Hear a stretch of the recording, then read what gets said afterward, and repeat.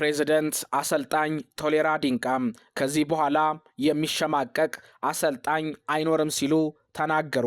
የኢትዮጵያ አትሌቲክስ አሰልጣኞች ማህበር በቅርቡ አዲስ መሪ ወደፊት አምጥቷል።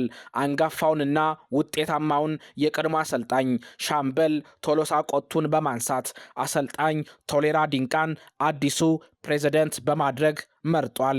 አዲሱ ፕሬዝዳንትም ወደ ስልጣን የመጣሁት የአሰልጣኞችን እንባ ለማበስና መብትና ጥቅማቸውን ለማስጠበቅ ነው። ለማንም ለምንም አላጎበድድም። ፊት ለፊት በመናገርና በመጋፈጥ እታወቃለሁ።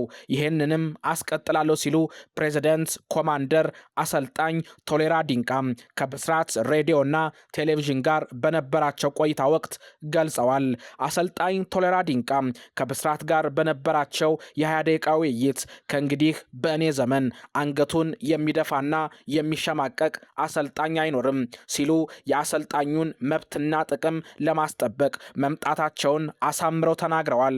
ፕሬዝዳንቱም አሰልጣኞችን በሚገባ መብታቸውን ማስጠበቅ ዓላማዬ ነው ሲሉም ገልጸዋል። ፕሬዝዳንት አሰልጣኝ ቶሌራ ዲንቃ ቀደም ሲል የነበረው የአሰልጣኞች ማህበርንም ወርፈዋል።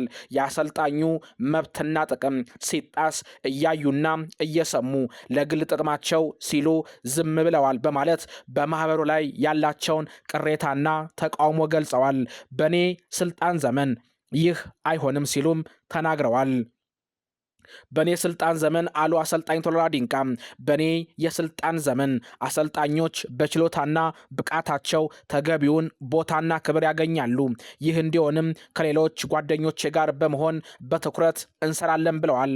ከአሰልጣኝ ቶሌራ ዲንቃ ጋር ያደረግነውን የ20 ደቂቃ ውይይት ወይም ቃለ ምልልስ በቅርቡ በዩቲዩብ ቻናላችን የሚለቀቅ ይሆናል።